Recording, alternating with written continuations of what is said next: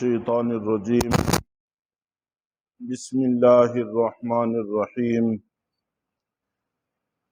شہر رمضان الذی انزل فیہ القرآن۔ رمضان کا مہینہ وہ ہے جس میں قرآن پاک اتارا گیا۔ رمضان المبارک اور روزے اور اللہ کا کلام، ان کے درمیان آپس میں خاص مناسبتیں ہیں۔ یہی وجہ ہے کہ اللہ رب العزت نے پہلے انبیاء کرام پر بھی جتنے صحیفے، جتنی کتابیں اتاری ہیں، وہ ساری رمضان المبارک کی ہی مختلف تاریخوں میں اتاری ہیں۔ اور اسی طرح کتاب عطا کرنے سے پہلے باقاعدہ طور پر ان سے روزے رکھوائے گئے، حضرت عیسیٰ علیہ السلام سے بھی، حضرت موسیٰ علیہ السلام سے بھی۔ اور جس وقت وہ روزے رکھ چکے تو پھر اللہ رب العزت نے ایک ہی دفعہ پوری کی پوری لکھی لکھائی کتاب ان کے حوالے کر دی۔ اور نبی پاک صلی اللہ علیہ وسلم کو جب قرآن پاک عطا فرمایا گیا تو آپ جانتے ہیں کہ جبل نور پر غار حرا میں، جس کو پہلے جبل فاران کہا کرتے تھے، تو وہاں پر آپ تشریف لے جاتے اور وہاں اعتکاف کرتے، کئی دنوں کا اعتکاف کرتے اور روزے رکھا کرتے تھے۔ اور پھر جس وقت آپ کا سامان ختم ہو جاتا تو پھر تشریف لاتے، سیدہ خدیجہ الکبریٰ رضی اللہ تعالیٰ عنہا پھر آپ کا سامان تیار کر دیتی، آپ لے کر پھر وہیں تشریف لے جاتے۔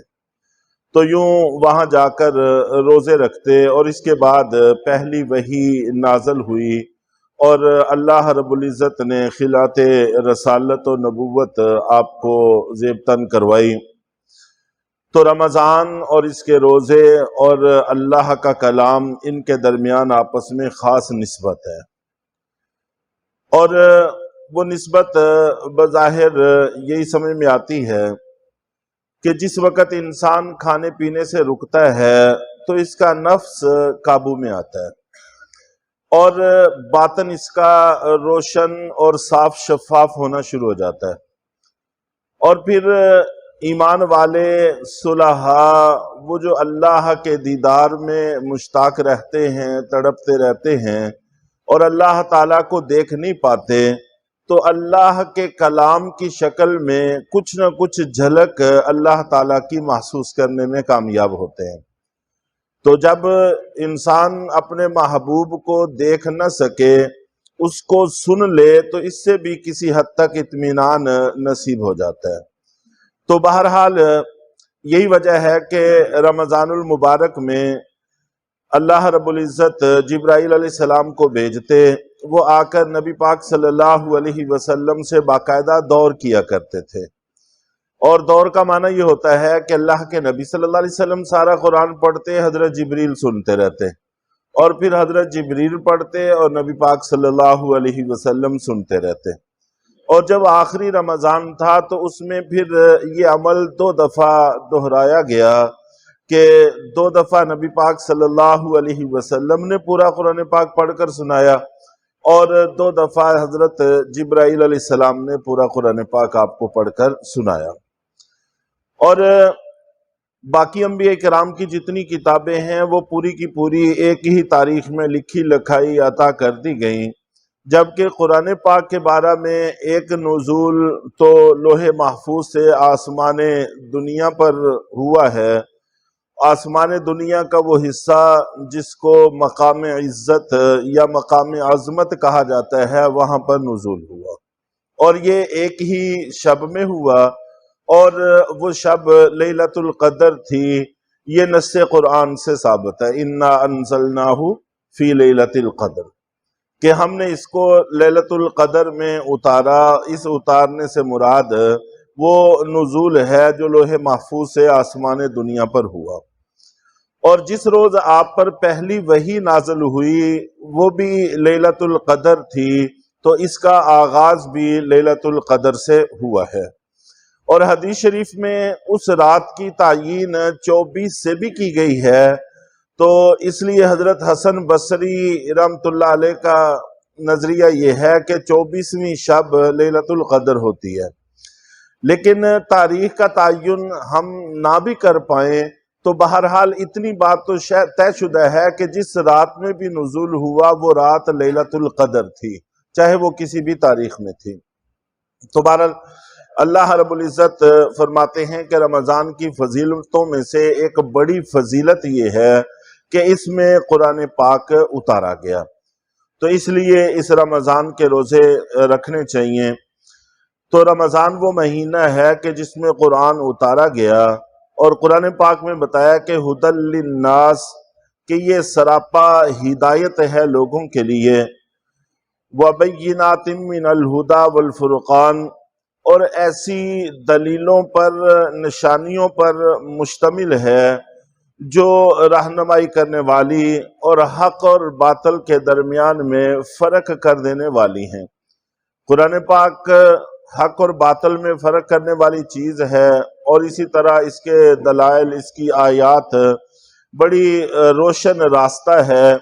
تو انسان جو بھی بہکتا ہے وہ خود اپنی غلطیوں سے بہکتا ہے، نفس کی مکاریوں سے بہکتا ہے، وگرنہ قرآن پاک اللہ کا کلام بڑا صاف شفاف ہے۔ فمن شہید منکم الشہر فلیصم، پھر جو شخص بھی تم میں سے رمضان کا مہینہ پائے اس کو چاہیے کہ وہ ضرور اس کے روزے رکھے۔ پچھلی آیت میں تھا کہ اگر طاقت موجود ہو بھی تب بھی فدیہ دے سکتا ہے، تو اس آیت سے طاقت ہونے کی حالت میں فدیہ دینے کی ممانعت ہو گئی کہ اب روزے رکھنا ہی ضروری ہے۔ اور چونکہ یہ حکم بڑا عام ہے کہ جو بھی رمضان کا مہینہ پائے تو وہ ضرور روزے رکھے، تو اس میں مسافر اور مریض کا مسئلہ بھی متاثر ہوتا تھا، اس لیے اس کی دوبارہ وضاحت کر دی۔ وَمَنْ كَانَ مَرِيضًا أَوْ عَلَى سَفَرٍ فَعِدَّةٌ مِّنْ أَيَّامٍ أُخَرَ، ہاں البتہ جو مریض ہو یا سفر پر ہو تو وہ دوسرے دنوں میں گنتی پوری کر لے۔ اور رمضان المبارک کے مہینے میں جو شخص بھی موجود ہو سے مراد یہ ہے کہ اس کے اوپر روزہ فرض ہونے کی صلاحیت موجود ہو۔ صلاحیت موجود ہونے کے لیے عاقل ہونا، بالغ ہونا اور مسلمان ہونا شرط ہے۔ تو چنانچہ ایک آدمی میں اگر یہ تینوں چیزیں موجود ہیں کہ وہ عاقل بھی ہے، بالغ بھی ہے اور مسلمان بھی ہے، رمضان کا مہینہ آ گیا تو اس پر روزہ رکھنا فرض ہے۔